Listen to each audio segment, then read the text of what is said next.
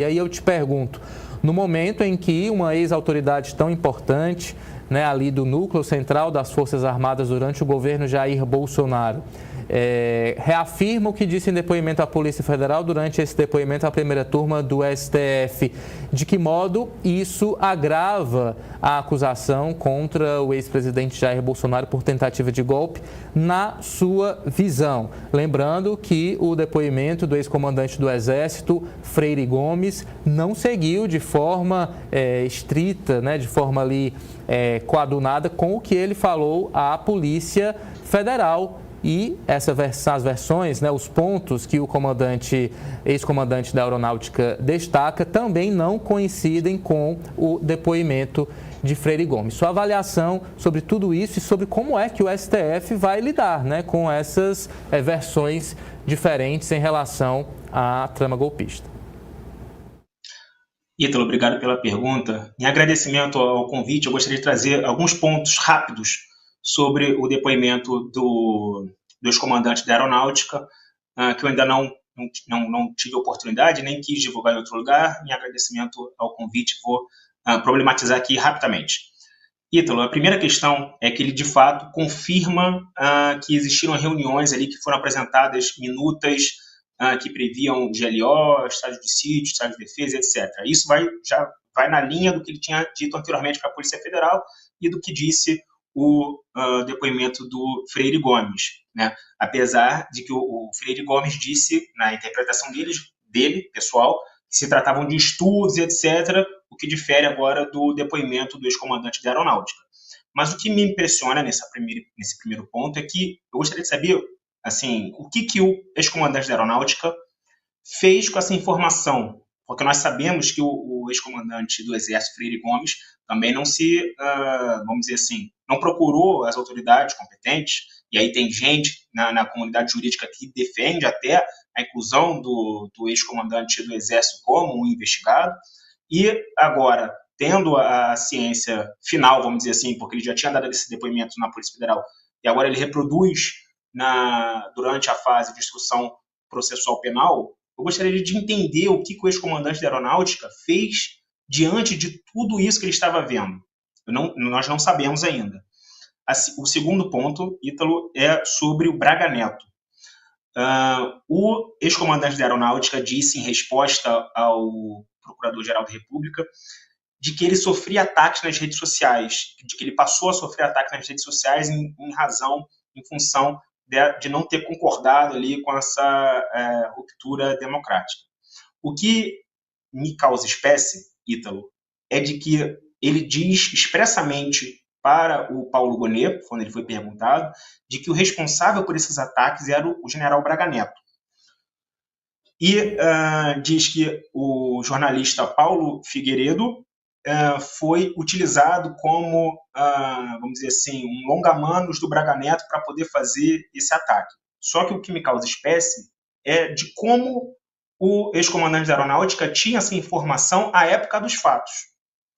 Porque essa informação de que o Braga Neto vazava alguma coisa para algum jornalista X, Y ou Z, e que isso foi utilizado por algum influenciador digital, etc., isso foi tratado durante o relatório da Polícia Federal, e de que foi divulgado posteriormente, enfim, denúncia da PGR, nós já sabemos.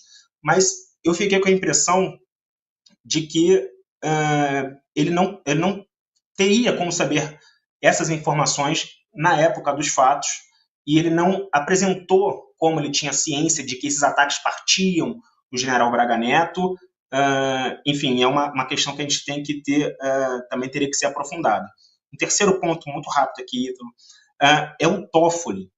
Foi citado, Ítalo, o ministro do STF, Dias Toffoli, pelo ex-comandante da Aeronáutica, numa situação de que pessoas iam até o ex-presidente Jair Bolsonaro para acalmá-lo.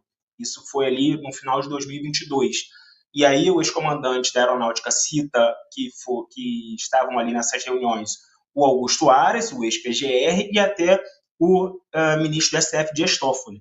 E isso, pelo que pude observar em outro veículo de comunicação, Isso causou até uma divergência ali, um entreveiro entre o ministro Alexandre de Moraes, que estava conduzindo a sessão, o depoimento, e o advogado Demóstenes Torres. Porque o advogado Demóstenes Torres começou a perguntar sobre o porquê o ministro Dias Toffoli estava nessas reuniões e o que ele tinha dito, etc. e tal, e o ex-comandante da Aeronáutica disse que não se recordava. E aí o Demóstenes diz, do ministro você não se recorda, etc. e tal, e o ministro Alexandre de Moraes diz que eles estavam se desviando ali do foco.